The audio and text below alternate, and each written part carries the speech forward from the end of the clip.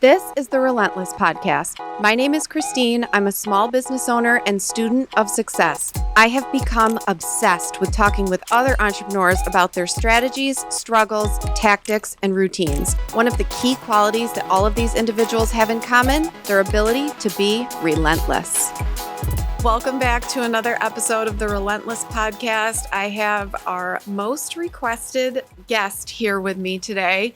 He's used to being the man behind the camera, and we're going to kind of turn things around on him. So welcome to the show, my husband, Brad VanDusen. Hello. How's it going? Okay, so far. This is a little weird. I was joking with him off camera that this might be the longest conversation we've had in a long time because we are both business owners. I own the store, obviously, and Brad owns his own photography company. And you currently are working for 5 school districts for sports? Yeah. Yep, currently 4, possibly 5. Possibly 5, and doing Little League, you do senior portraits. So how did you kind of tell us a little bit how you got into photography in general? Well, let's see. Must have been around 2013 or 14. I started helping you with photos with your jewelry that you were making. And I was just using an iPhone at that time. Yep. And then I think it might have been a year later that everybody put money in and got me my first DSLR. And just taking that to family events, taking photos, people seemed to like them. And I think it was only like 3 months after that, somebody asked me to do a newborn shoot. Yes. So I couldn't turn that down. So I did that, spent all the money, got all the equipment stuff for newborn photos. And then after I delivered those, I think her sister then asked me to do a wedding in Pulaski? Lake Placid. Lake Placid. Yeah. And I couldn't turn that down again. So so that's basically where it started. I rented all of the equipment for the first wedding. And then eventually I got my first pro lens, and I took it to a basketball game at Minders. And again, people liked the photos, and it just kept kind of growing from there. Yeah. I started going to more games. People wanted to buy the photos. And then I just happened... Actually, I think I was talking with you, and you worked at Frank Nutt at the time, and mentioned something to the principal then. And when he moved to Minders, that's when I did the first year of school sports. That's right. Yeah. It's funny. I kind of forgot how that all came about, but I know obviously you being a former athlete, you watch sports, so you kind of always you were drawn to that aspect, but you kind of dabbled in all sorts of photography to start out. And I mean, you are just completely self-taught, correct? Pretty much, yeah. I mean, I learned on YouTube. There was one specific channel that I would buy his photo guides and teach how to use the camera. Like what each button does, how to change your ISO and your shutter speed and that kind of thing. But yeah, pretty much just all watching YouTube videos, learning lighting and off-camera flash and all that, some editing. So yeah, it's pretty much all YouTube.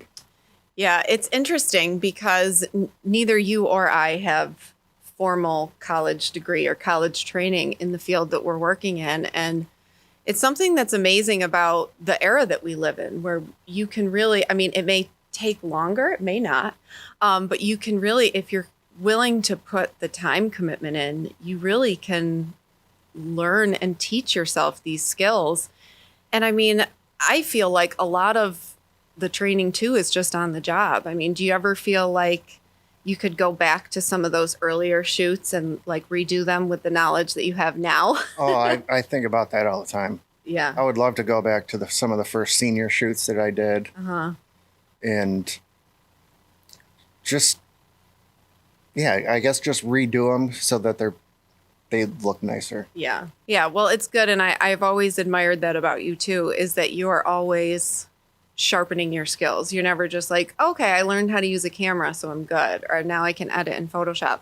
You try to stay on top of, what are the new mirrorless lenses or what's the new editing technique. You have to. I mean, the technology is going so fast that not only are the cameras getting better, but you're able to do more with lighting and kind of manipulating the camera to get the photo that you want. Yeah.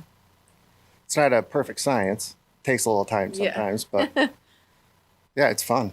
Yeah. Well, and it's interesting because, I mean, obviously everyone has a phone in their pocket. And one of the questions that someone submitted on social media was, do people still value paying for photography service the way that they used to now that they can use their cell phones? But my first thought was, I actually think people's cell phone photography is the best advertisement for why you need a professional. But the other thing that I thought of, and then I want to hear your perspective, is you just did the graduation ceremonies, and all of the parents that were there were able to just sit and be in the moment and didn't have to experience their child graduating through a screen. Mm-hmm. You provide that service to them. So yeah, how do you feel about the answer to that question of, do you think people still value it in the same way? I do think that they value the professional photographer. Not everybody, but I mean, with cell phones now, I know like the new Samsungs and obviously iPhones, their cameras are so good that for still photos, I think more and more people are getting away with just using their cell phone. And with sports or anything where they're moving, cell phones just can't keep up. Yeah, they can't. The shutter speed's just not fast enough. No. And I think that is where people appreciate it more. Well, and it's interesting too, because so I know you've done like corporate headshots, you've done real estate photos, and it amazes me because you and I, we've always liked looking at real estate out of area. And so we see a lot of these higher end listings in New York City or, Texas or wherever it may be. And they're clearly professional photos. And then when you kind of look some more at local real estate photos, no shade here, but a lot of times they're clearly a cell phone image. Oh, yeah. And I mean, do you feel like that takes away from the value of the property a little bit, that it's not being marketed as professionally as if they used a photographer? Oh, absolutely. Cell phones can't really do a good wide angle image, Right. which is real estate photos. Right. You have to do wide angle. And, we talk all the time, and I show you the real estate photos that I find. No shade. People putting their fingers in front of the lens and then listing that photo. It's Right. like, or the lights are off. That was one I saw the other day that kind of made me laugh. I understand it when it's maybe a $60,000, $70,000 house that is really just more of a rebuild. Right. But when you're getting over $100,000 for a house, and like you said, the lights are off or there's clutter everywhere, that's where a professional is going to add to your listing. Yeah. And I think it does at least get people in the door more than a cell phone photo that's super dark, really grainy. Right. Their thumb is covering something. Yeah, it definitely adds to it. And there's also things with like outside lighting when you're inside. You can take a couple photos with a professional camera to be able to Photoshop into the outside so it doesn't look just white. Right. So you can actually see what's going on outside. You can see your view. And that's another big selling point, especially with houses on the lake. Oh, absolutely. The views. A lot of times it's blown out or overexposed in the background because you're shooting during the day. Yeah. And that's when being able to set your camera settings so that you can make it both look good at the same time Right. is something that cell phones just can't do. Well, and I think the average person, because that's probably not something that I would even consider, and so it's having not just someone come in with the right equipment, but also the photographic eye to say, I can make this look a certain way, and I think this will present better.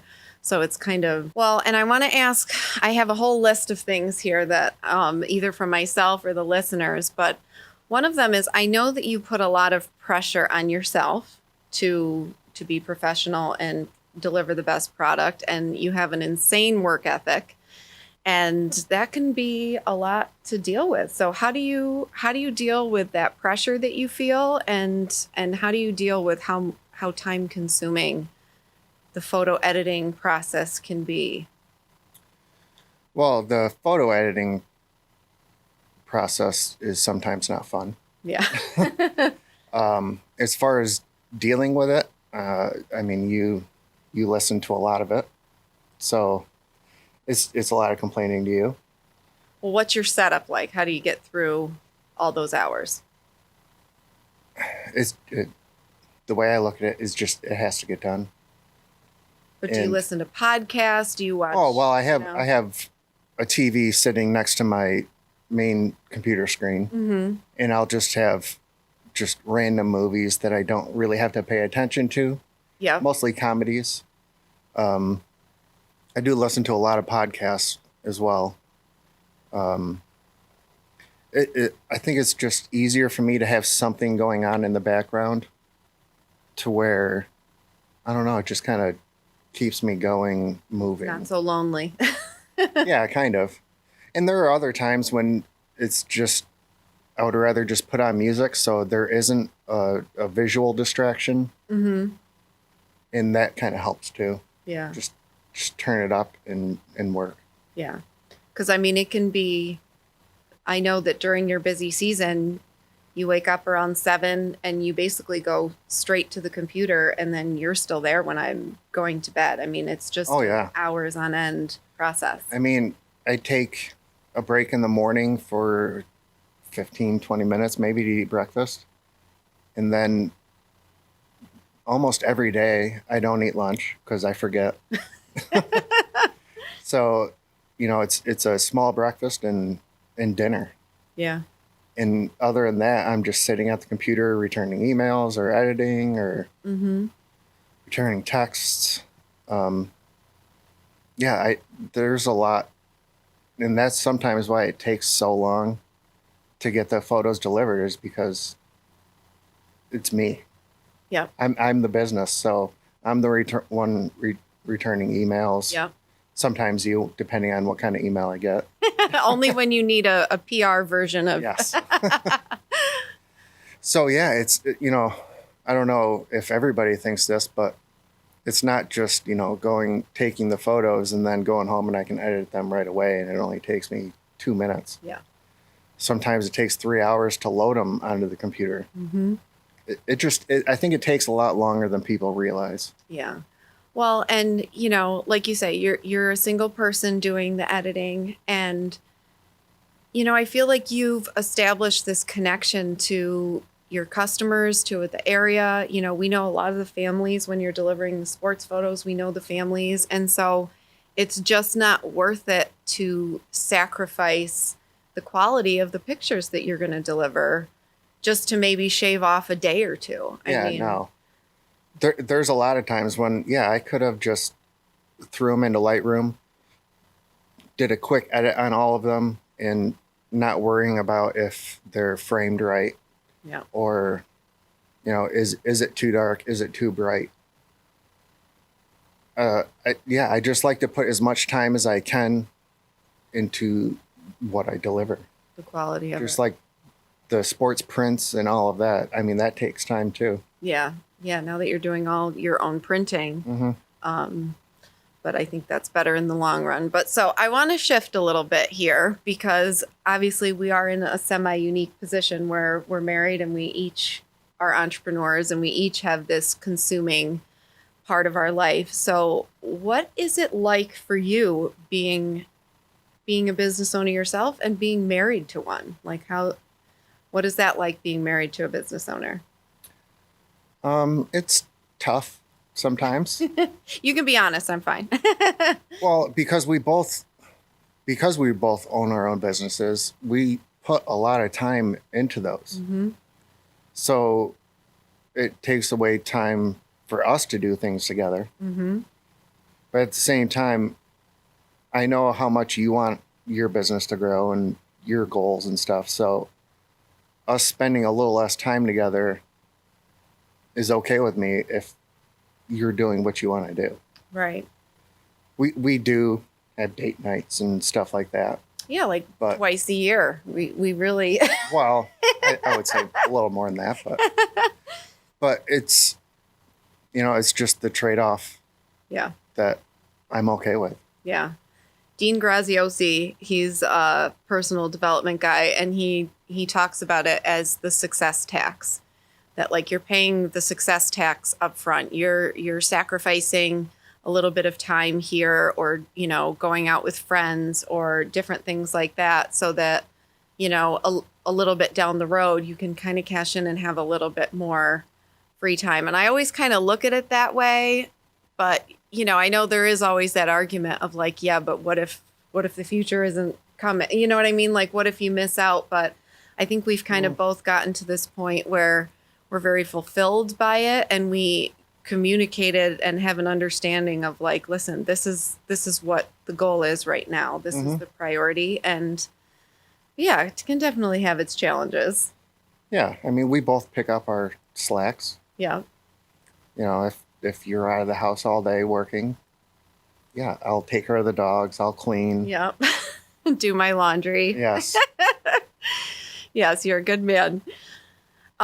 So you've had an inside look also at some of the struggles that I've had with, owning a business and everything. And so you get to see kind of some of the things that people don't see. So this was a question on social. So what is something about me that people might not know? Well, I don't know if it's that they don't know, but like when you're not at the store, it doesn't mean you're not working.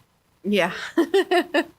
A lot of the times, even when you come home at night, we'll turn the TV on, like we're going to watch something together, and we kind of do, but you're looking at clothes or what is going to stock in the next season. Mm-hmm. And it's not, let's see, like the store hours are 12 to 7, but you're working 8 to 9. Yeah. And just because you're not in the store moving clothes or moving stuff, mm-hmm. I think you put in more work at home sometimes. Oh, for sure. Yeah. So I think that's something that maybe a lot of people don't see. Yeah. I actually started, I was never a morning person, as you know. When I was working for the school district, getting there by 9 o'clock was like a struggle. And now I started getting up very early several years ago. I get up around 4 a.m. and from 4 to 5 is like my time. I don't do any work in that time unless we have like a big launch or something happening that day. But I try to just have like me time. And it's like one of my favorite parts of the day because it really is. It's the only time that I'm not multitasking something from the business. And, sometimes I feel like I've developed almost a little bit of ADHD. Like I can't just focus on one thing because I'm always juggling so many different things. But well, that might be something else that people don't know is that you do have a lot of other things going on. Yeah. So if you don't return a message in an hour, yeah, it's because you're doing 5 other things. Mm-hmm. Well, and so what is something about you that maybe people might not know? I don't know. I'm not a very public person as it is. Mm-hmm. So I'm sure there's a lot. Maybe that's it. Maybe I go to sporting events and stuff, and I'm in front of crowds, and I'm anxious. Yeah. I'm nervous being in front of a lot of people. And I purposely sometimes when I'm outside at sporting events, I'll try to be as far away from the crowd as I can be. Mm-hmm. You want that major zoom lens so you can keep your distance. And yeah, I'm not exactly sure why, but yeah, I just get nervous. And there are times when I have to literally force myself to go to a game. Yeah. I don't know. I guess maybe that's it. Yeah. I mean, people see me at games and stuff, but like it's hard. I know. For myself. I know that's always been hard for you, and I know, being more of an introvert, it's difficult, but I almost feel like you being in the position that you're in has been good because, like you say, sometimes you don't have a choice. You have to speak to that person. You have to go to that game and put yourself in uncomfortable situations. So it's almost like forced growth. I know you and I have talked a lot about things in our life that maybe we wished we could have done differently, or different choices that maybe we could have made. And particularly, when we look back on some of the choices made in our younger days, like high school days, is there anything from that time that you wish specifically that maybe you would have liked to change, or advice that you could give to someone that age? The biggest thing I think is just paying attention, and a lot of the stuff in schools that is part of the curriculum isn't necessarily something 90% of the students are going to use out in the real world.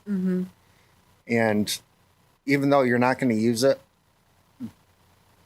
I think you still have to pay attention and try to do the best you can in school while you're there. That was one thing I didn't do. Yeah. And I missed out on playing sports because of it. After my freshman year, my grades went right down and I wasn't able to play sports. Yeah. So that was, I don't know if I would call it a regret, but it's something that I would have changed. Yeah. And I think just thinking about my future more than what is happening right in front of me. Yeah. I was the same way. Like when I was in school, I would think of what I thought was going to happen in the future. And in the moment, science class isn't going to help me do that. Or learning algebra isn't going to help me do that. So I'm not going to pay attention to it. Yeah. When in reality, when you're growing up, your thought of your career is going to change so many times that maybe I would have done something scientific or, been an accountant or something like that to where the math would have helped. And yeah, I be more open to it almost. Yeah. Yeah. Yeah. Yeah. Well, and for me, I was so focused. I mean, I was two people. So I was very focused on social. Like I was very socially motivated. I always wanted to be with friends. I thought what we were doing this weekend was like as far into the future as I really cared about, and spent not a lot of time with family. But I also was kind of a high achiever in school. And I didn't really try. Like I definitely didn't live up to my full potential in high school. I'm naturally smart and I'm a people pleaser. So I would never dream of handing in an assignment late or anything. But I feel like I just did kind of the bare minimum and like just what I needed to do to get by. Because I just didn't really care. I just wanted to know what we were doing with friends after school. And it's so different because I'm like the opposite of that now. I do too much. Like people have to tell me stop working for 5 minutes, I've told you quite a few times. Yeah. But it's interesting too, because I mean, here, school wasn't your favorite thing, and you ended up actually not getting a high school diploma. You got your GED, and yet you went down this path of self-learning with photography, and I mean, learned an unbelievable skill. So it's interesting I guess maybe it's that having a passion in something or just what comes with age. I don't know. Yeah, I'm not really sure. I feel like I'm so interested in so many different things Yeah. that it's hard to focus on one thing. Yeah. But when I started seeing that the photography was working out, that's when I did put more focus on that and trying to learn as much as I could on that. Yeah. But yeah, I almost feel like I don't know if ADHD is the right word, but like I focus on one thing and I kind of learn it and then I'll move on to something else. But with photography, I kept going. Yeah. Well, and there's a practicality side to it too. I mean, not every interest or passion that you have can necessarily be lucrative. Like you do have to make financial decisions too, where you'll say, you know, can I earn a living with this, or is this a hobby that I'm going to do on the side? You know, the whole side hustle or just hobbies. But I think it was cool to see something that was just this little side gig for you, and then all of a sudden grow so much to then you saying, you know what, my job is actually taking away from the opportunities of photography. Yeah. Was it scary to do that? Oh, absolutely. Yeah. Yeah. I mean, not only scary, but while I was working a full-time job, I would then do the photo stuff when I got out. And then, you know, going to games and stuff, some of them don't get done until 9:30. I come home and, you know, it takes 2 hours to load the photos. So it's 11:30 and I got to get up at 4 Yeah. to go to my full-time job. Yeah. It just wasn't sustainable. No. And I did talk with my boss and the owner, and luckily they also saw that maybe I wasn't putting as much into what I was doing as I should, and maybe it is a good idea Yeah. to jump into this, as scary as it is, Yeah. and it was. It was good. I think it was good. Yeah. And it opened up opportunities. I mean, had you retained your 9 to 5, we'll call it, you wouldn't have had the availability to say yes to multiple school districts or going to a lot of games. So it's almost like when you're ready to take that leap, you just got to go for it, because otherwise you're never going to be able to give all of yourself to that business, which is ultimately what it's going to take. So, And I also did not expect my business to grow as fast as it did. yeah. I mean, I went from just doing minders to, in the next 2 or 3 years, I was doing multiple school districts. And it grew a lot faster than I was prepared for. Yeah. But I feel like I'm catching up now. Yeah. I mean, you roll with it and you adjust where you can. Yeah. So another thing, kind of back to, I don't want to use the word regret, but things that are different in areas that we've grown. I think we would be remiss to not talk about something that was very prevalent in our life, and that is that both of us, you know, a lot of couples have these really sweet stories of how they met, or they met on a dating site or something. You and I met at a bar. Yes. We were both kind of in the partying phase of our life, to say the least, when we met. And it's hilarious because now neither of us even drink or party or have a really crazy social life. So you want to comment on kind of what that process has been for you? As far as not partying anymore? Yeah, just like the transition from that lifestyle to how we got here. I think it first started with just the hangovers were getting longer. Yeah, getting too old for it. It went from, you know, I could drink all night on a Friday, and Saturday wake up and we'll pick it right back up again. And it started getting to where I wasn't in control as much as I thought I was. Yeah. And you'd find out, you know, like I can't believe you did this last night or Yeah, whatever. it's like mortifying. Yeah. And even I think the last time I drank, maybe 3 or 4 years ago, it wasn't fun. Yeah. And it was like a 3-day hangover. Mm-hmm. And I just got sick of feeling like shit. Yeah. So I think I just kind of grew out of that part. And I had taken breaks before, Mm-hmm. but it would very quickly get back to Yeah. the same amount of drinking it was before. Yeah. So I think I just realized that it just wasn't for me anymore. Mm-hmm. Owning my own business, I didn't want to do something stupid Yeah. where I'd lose everything. Yeah. That's a biggie.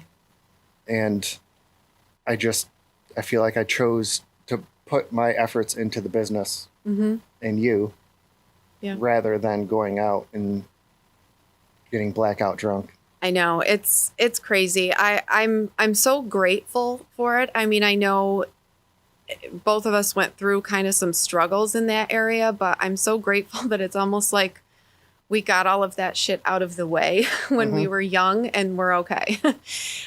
Because yeah, it's almost like I just don't think there's room in life for it. And when I was a teenager, like I said, I was so focused on the social events and things. And even in my early 20s, it was like, oh, what are we doing this weekend? We're going to Reds. We're going to, and it was like, just centered around like getting fucked up. And it was just, that was the exciting part. And I just feel like I missed so much of what life has to offer. That may sound kind of cheesy, but it wasn't until I was somewhat not forced, but I made the decision that I didn't want to be in that lifestyle anymore, that I suddenly realized what my passions were and things that made me feel alive and things that made me feel excited. And it was almost like I was trying to fill that void with drugs or alcohol or whatever it was. And then now I discover that I'm actually a very passionate and capable person. Yeah. And so it's just been a really, really interesting thing, because had you asked me when I was 21 if alcohol would be a big part of my life, I would have been like, heck yes, every weekend, like, let's cook out, let's go on the lake, let's do all the things. And again, not to say that it's not okay for people to drink. I mean, you know, because of my medical stuff and because of your choice, like we've just decided it's not really a focus anymore. We're not necessarily sober, but Well, I think that also goes back to your question about high school and kids and stuff. yeah,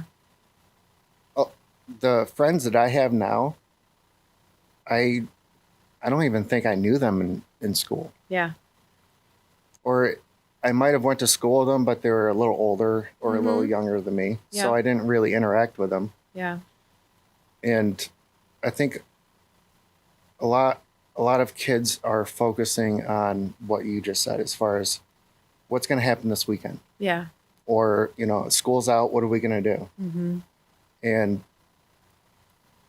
really, I think just need to realize that a lot of the kids that you hang around with in high school and middle school and stuff, you're not going to talk to them when you get out. yeah, Either you're going to choose a career path that takes you away from them, mm-hmm. or, you know, they do, or you just kind of grow apart in whatever way. yeah, So I think kids in schools nowadays need to maybe think about more of the future.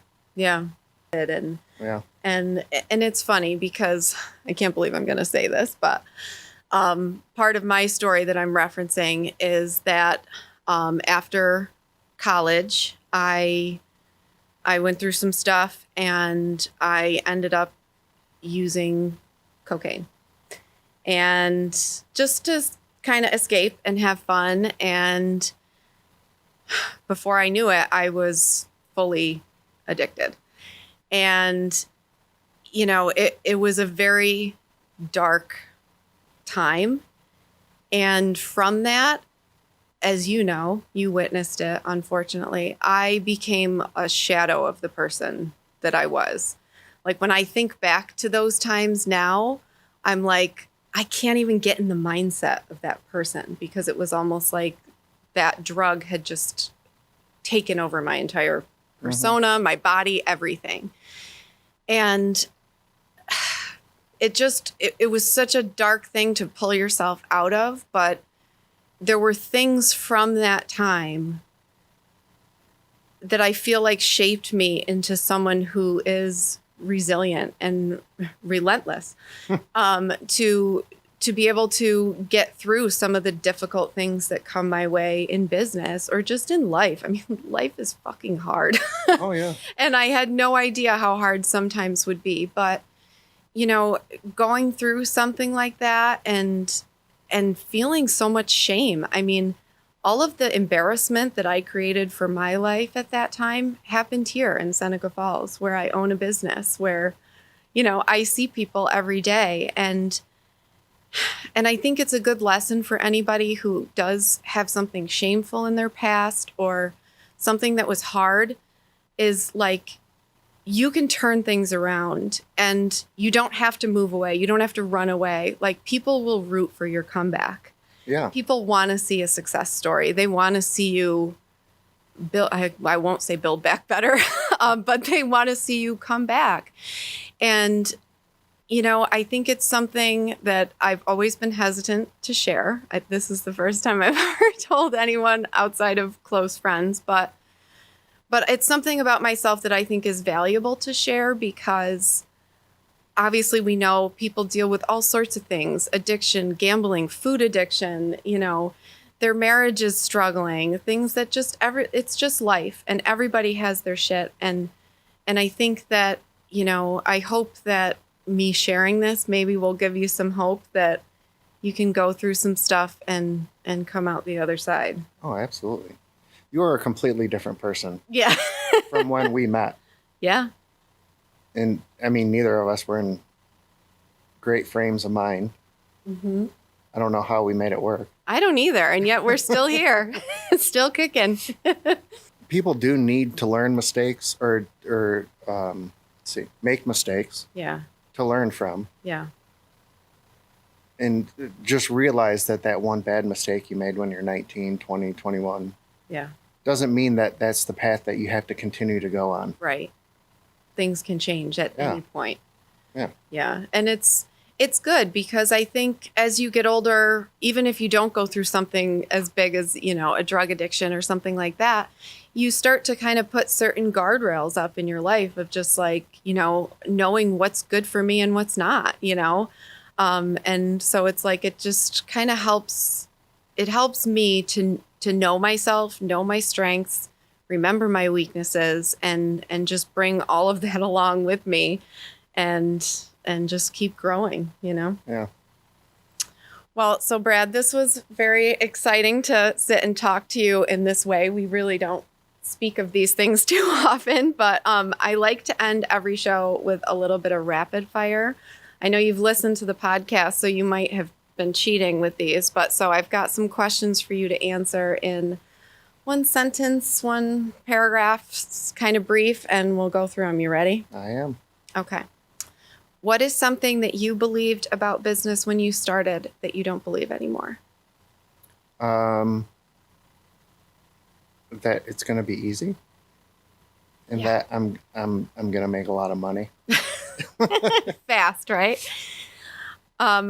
So where do you go to when you need to sharpen your skills? Any specific podcasts, books, people you want to shout out?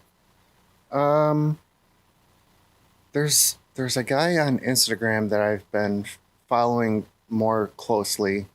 I can't remember. It's Jason Images or something like that. Okay. He has a lot of more creative ways to create photos. Okay. Like he'll shoot through a prism or, you know, use a mirror to reflect light in just like certain areas. Okay. I don't, he's shown me that just looking at a blank wall and adding a shadow here or there, actually, it does make the image better. Okay. Like, yeah, just learning how to make what seems like a simple background setup make it look really good. Making it interesting. Okay.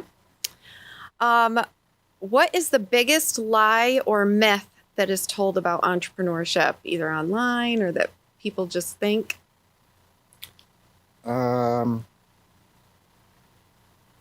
don't know. There are some times when I thought it would be better working for myself than somebody else. And then there are the slow times that come where it's like, did I make the right choice? Mm-hmm. Or should I work for somebody else where I know I'm getting a steady paycheck? So it's not, you're never, or you're not always secure. You can kind of go back and forth. Yeah. Okay. Yeah, I agree. If someone approached you that's thinking about starting a business and said, Brad, just give me a single piece of advice, what would you tell them?